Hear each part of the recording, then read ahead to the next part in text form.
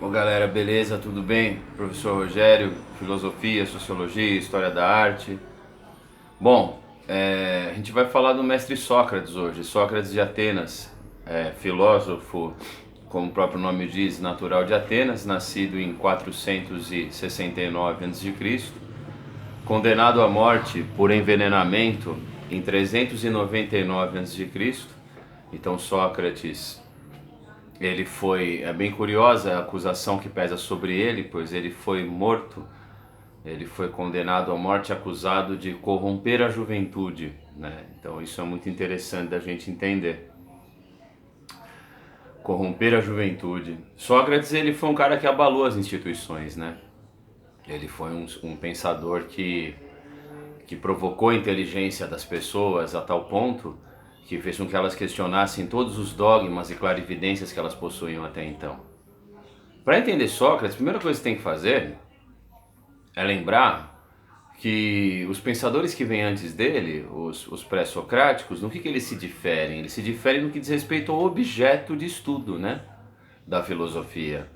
Os pré-socráticos, os precursores, chamados de filósofos do período cosmológico, os primeiros, né, eles tentavam entender o princípio ordenador que deu origem à natureza, que deu origem ao tudo. Ou seja, como do caos emerge o cosmos, só que sem aquela dimensão conceitual mítica, né? Sem aquela dimensão conceitual religiosa. Os pré-socráticos, eles são chamados de filósofos do período cosmológico, por quê? Porque eles foram os precursores, eles são os pais da cosmologia. O que é cosmologia? É assim, ó. A princípio, o que é cosmos? Eu acho que fica legal a gente começar assim. Cosmos. Cosmos, segundo o grande mestre Carl Sagan, cosmos é tudo aquilo que existiu, existe e continuará a existir mesmo depois de nossa extinção. O cosmos. Porque o ser humano, ele é cosmicamente insignificante. Cosmicamente insignificante no tempo, porque nós estamos aqui só há 200 mil anos, né, o Homo sapiens sapiens, e cosmicamente insignificante no espaço, porque perto dessa magnitude que é o universo, o que somos nós, né?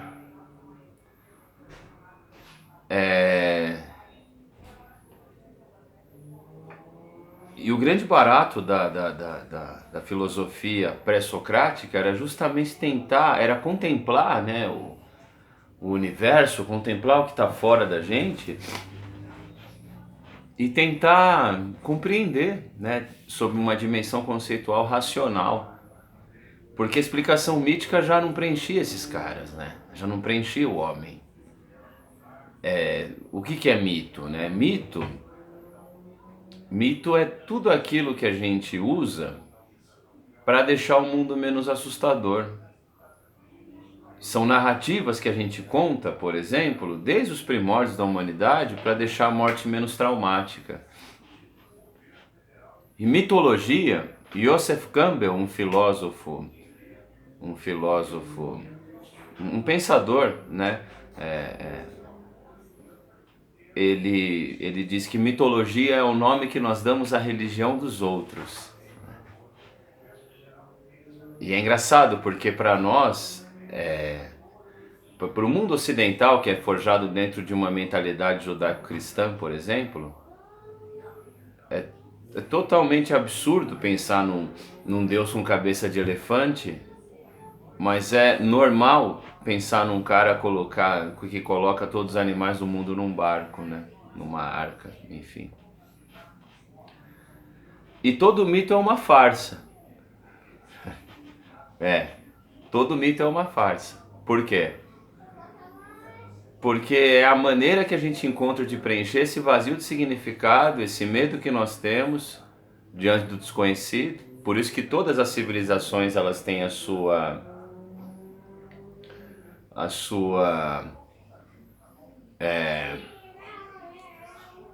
consciência mítica, né? Só que a filosofia é ruptura com o mito, é ruptura com a consciência mítica.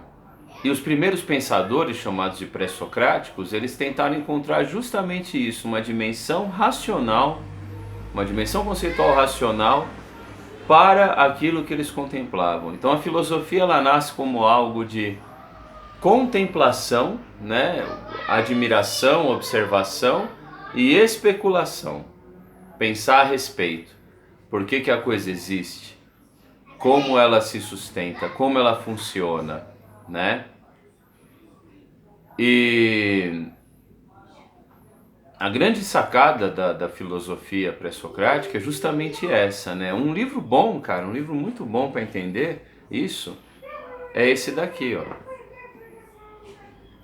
Cosmos, né? Um livro homônimo de Carl Sagan. É nesse livro onde ele traz aquela definição maravilhosa de que o cosmos é tudo aquilo que existiu, existe e continuará a existir mesmo depois de nossa extinção.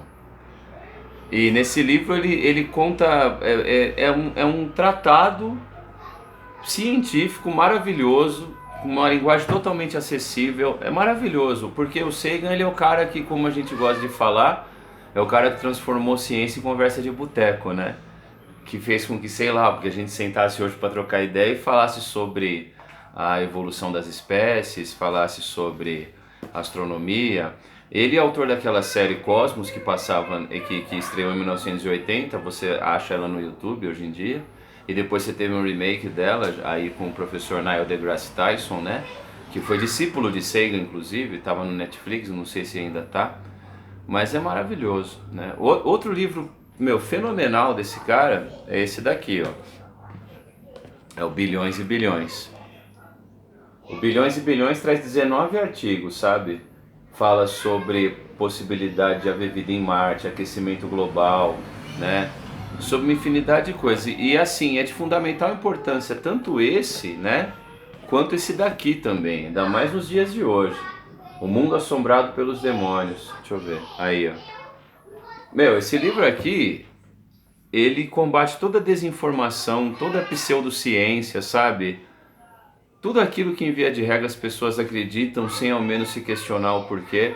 E é foda, é maravilhoso por quê? Porque assim, cara, você não pode nunca esquecer que você está vivendo numa época onde as pessoas estão negando o óbvio, né? Se recusando a vacinar seus filhos porque acreditam que a vacinação ela está atrelada aliás, que o autismo, né, que é uma condição, né, até onde eu sei, né, é uma condição, ela é determinada pela vacina, né? Tipo, terra plana, nazismo de esquerda, né?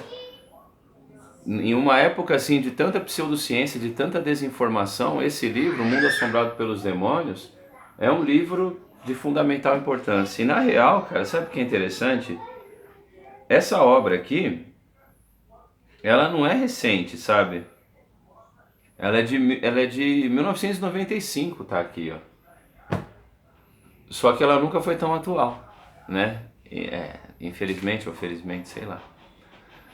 Enfim, os pensadores pré-socráticos, portanto, o que é o mais básico? Eu sei que a gente está falando sobre Sócrates aqui, mas por que é legal se pensar nos pré-socráticos antes de entender o Sócrates, né? Evidentemente. Porque pensa só, os pré-socráticos faziam perguntas que até hoje a gente faz. Imagina o cara olhar para o céu, né, meu? Olhar para as estrelas e pensar assim: pô, de onde veio isso daqui? Será que isso daqui tem fim? Né? Como se originou isso? Lá no século 7 a.C. Aí você vem hoje,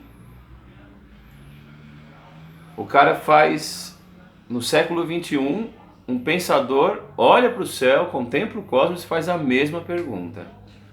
Então isso é maravilhoso, né? Sobre várias perspectivas. Enfim. E Sócrates, meu? O que ele tem a ver, né? Já que a gente estava falando, já que o tema é ele, a gente estava, né, aí falando de pré-socráticos e etc. Olha, o mestre Sócrates, ele era escravo, né? Então ele é um ex-escravo que consegue a sua liberdade combatendo na Guerra do Peloponeso.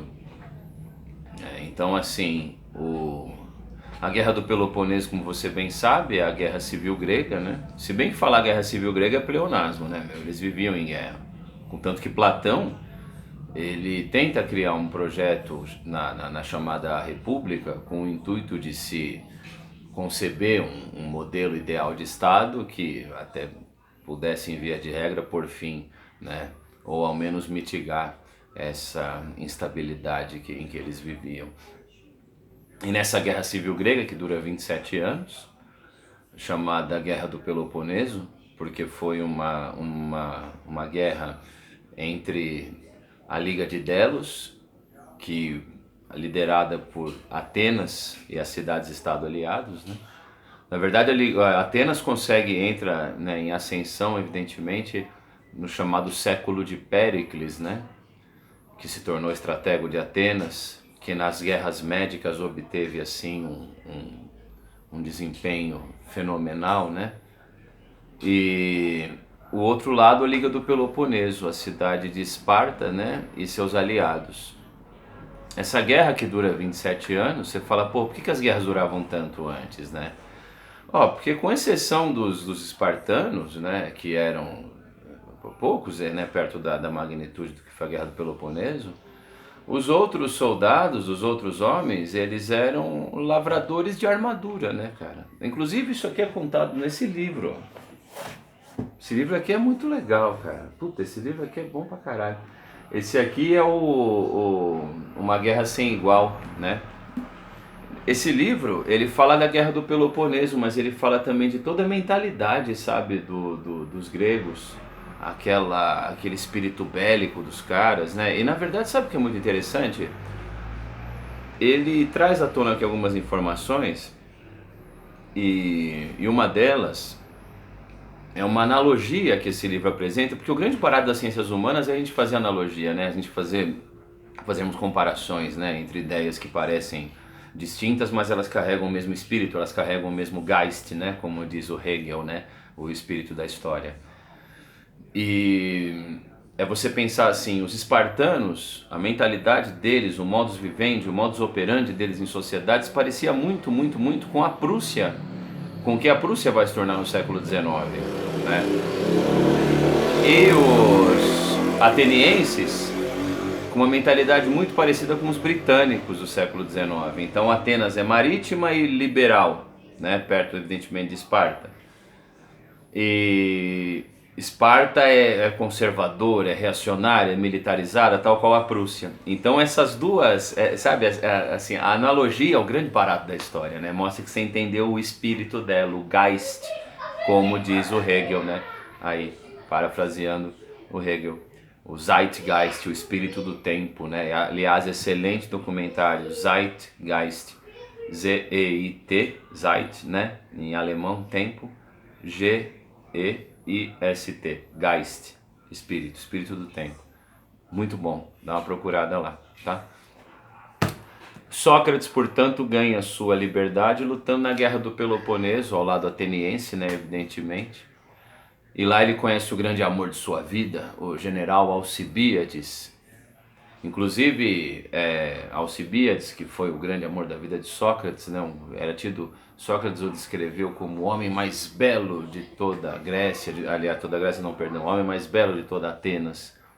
Essa relação entre ambos é contada num livro muito legal, esse aqui, ó, O Banquete, de Platão, uma obra fenomenal, tá? Uma narrativa feita por Apolodoro sobre um banquete que um cara chamado Agatão ofereceu a alguns amigos dele, né? Dentre eles o Sócrates.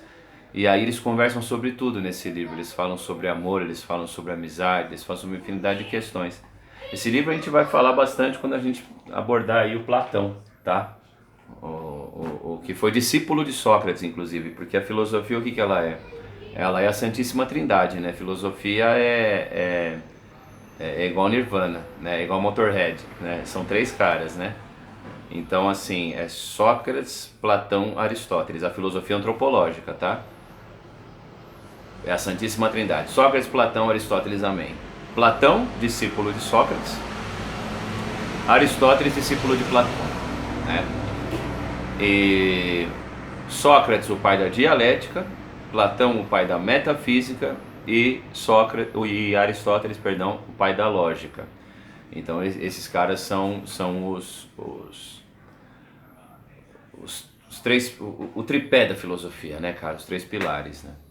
E a partir deles, toda a reflexão vem em torno da dialética, da metafísica ou da lógica. É tudo leitura da releitura de um dos três pilares. Até vir o Nietzsche, né, virar tudo de ponta cabeça. Nietzsche é espetacular. E filosofia então é um trio. E já a sociologia, né, que a gente também vai falar aqui mais pra frente, evidentemente, lembre-se que a sociologia ela é um quarteto, ela é igual Beatles, né, aqui, ó, é igual Beatles. Auguste Comte, Emília Durkheim, Karl Marx, agora, mão no peito, vamos, respeito, e Max Weber, né?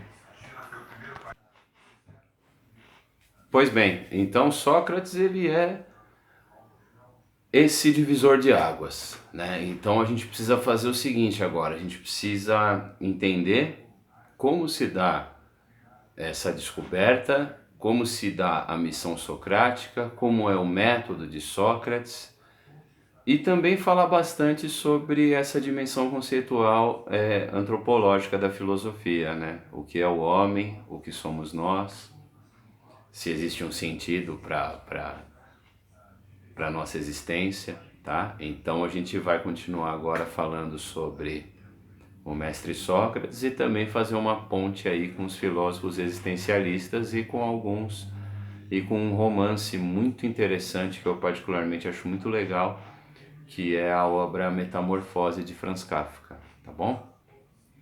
Então a gente continua isso daí.